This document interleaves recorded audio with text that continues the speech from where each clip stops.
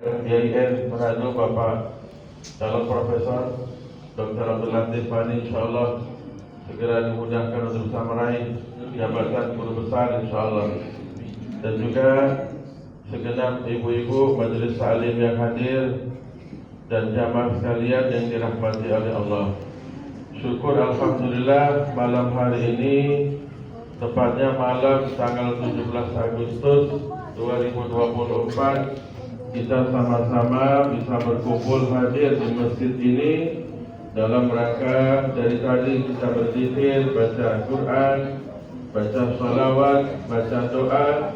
InsyaAllah dicatat dan dijadikan sama Allah menjadikan bagian rasa syukur kita kepada Allah atas berbagai nikmat, khususnya nikmat kemerdekaan yang diberikan oleh Allah bagi bangsa kita, bangsa Indonesia. Alhamdulillah.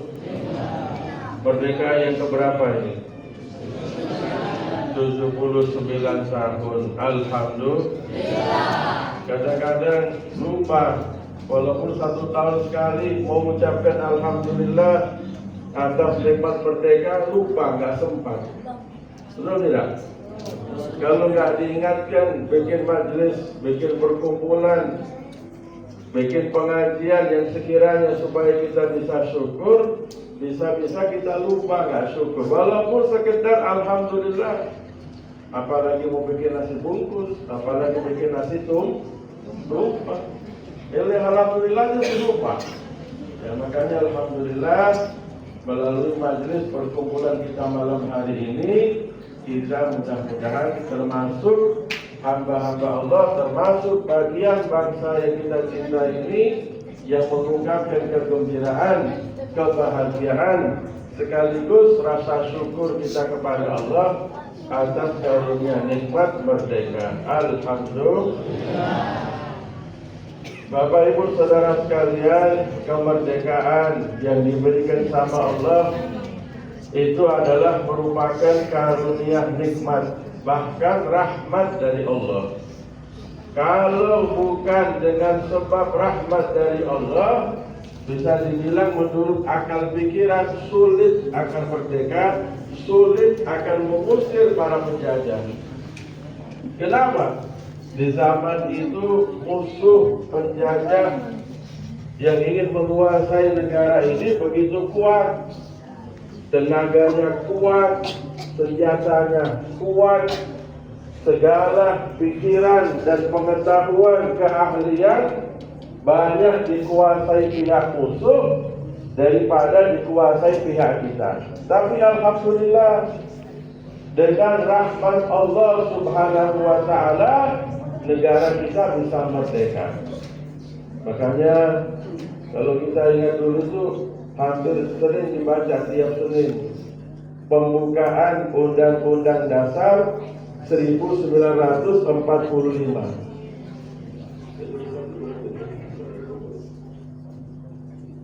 Pembukaan UUD 1945. Di situ disebutkan dengan rahmat Allah Subhanahu wa taala kita bisa meraih kemerdekaan.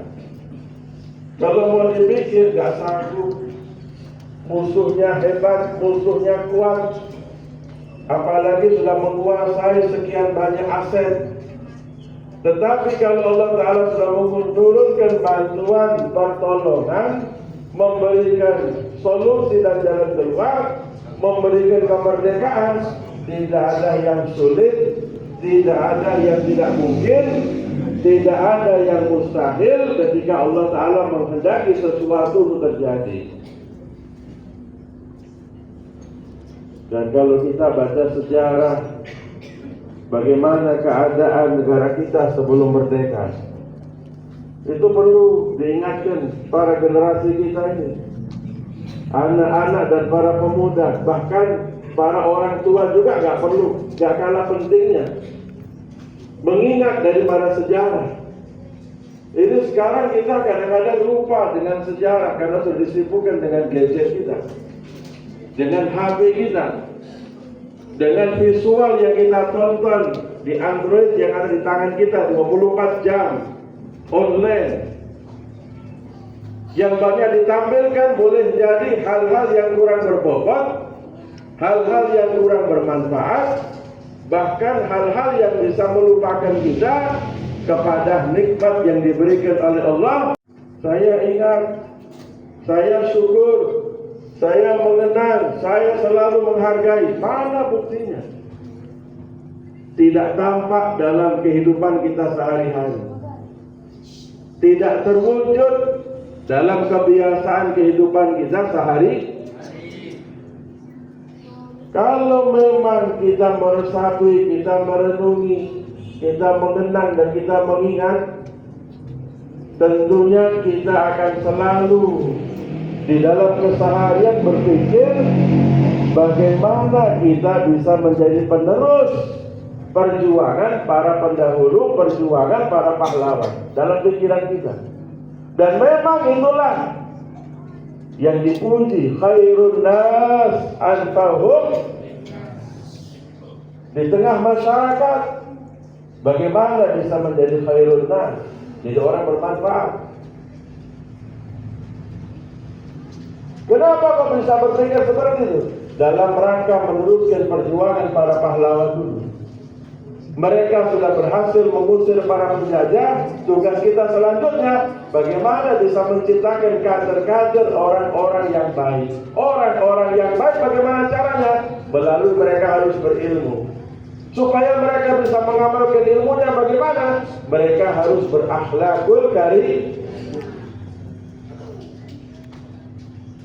Ini kira-kira jelas saya bilang ini.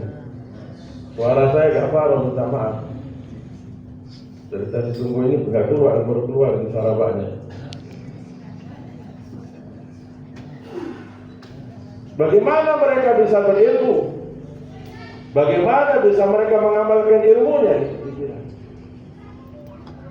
Makanya Nabi SAW atau dalam riwayat disebutkan bahwasanya kun aliman, jadilah kamu orang yang berilmu, jadi orang yang alim.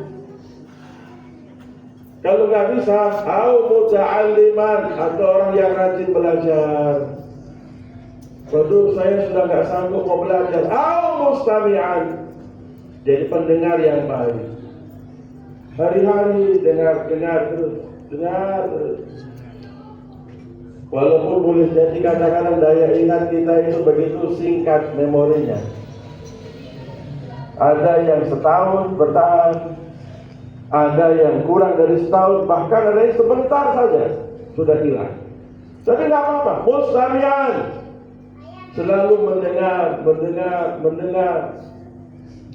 Ini kadang-kadang kenapa kehidupan kita lebih subur energi negatif daripada positif? Karena banyak yang didengar hal-hal yang negatif, karena banyak yang dilihat hal-hal yang negatif. Bagaimana itu energi positif bisa tumbuh dan berkembang? Tapi kalau mustami'an, gak bisa jadi orang alim, gak bisa jadi guru, jadi murid, gak bisa jadi murid, jadi mustami', pendengar. Gak bisa jadi mustami', au muhibban, jadi orang yang cinta kepada mereka. Cinta kepada orang yang alim berilmu, kepada mereka yang belajar, kepada mereka yang mustami'. Buktikan bagaimana cinta dengan membantu mereka. Apa yang kita bisa lakukan? Ini kadang-kadang maaf, jangankan kita memiliki kepedulian, kita membantu. Masa bodoh, gak ada kepedulian sama sekali. Ini yang perlu kita selalu evaluasi setiap kali kita memperingati HUT kemerdekaan Republik. Kalau cuma memperingati HUT dengan hura-hura, dengan senang-senang, dengan pesta, apalagi dengan hal-hal yang maksiat, khawatir bukan nikmat ini dijaga, dilindungi, dipelihara oleh Allah, bisa-bisa dikurangi, bahkan dicabut oleh Allah Subhanahu. Coba lihat bagaimana negara yang belum merdeka, mereka begitu menderita. Tadi Bapak Ibu membacakan doa, tidak lupa membacakan doa untuk saudara-saudara kita yang ada di Palestina, khususnya yang ada di Gaza. nggak tenang, Bu. Hidupnya nggak ada keamanan sambil mereka nangis, sambil mereka begitu mengalami penderitaan yang luar biasa. Ini dari bulan apa penyerangan Zionis ke Palestina? 2023 bulan apa ya teman? Oktober kalau nggak salah. Itu sudah kurang lebih 400.000 orang mati. Bayangkan, mereka begitu menginginkan supaya mendapatkan kemerdekaan. Begitu juga daerah-daerah yang konflik, mereka begitu mengharapkan kapan konflik ini berakhir. Mereka mengharapkan kapan mendapatkan keamanan, kenyamanan yang sekiranya dengan itu mereka bisa bekerja, mereka bisa sekolah anak-anaknya, bisa beraktivitas dengan aman dan nyaman. Membayangkan seperti itu. Kita alhamdulillah. Makanya kenapa sih kok problem negara kita bisa dibilang begitu banyak sekali, kompleks. Belum satu selesai, datang lagi yang baru lagi, terus begitu. Na'udzubillah min. Oh, ini karena ini karena itu, ini karena bapak itu, karena ibu itu.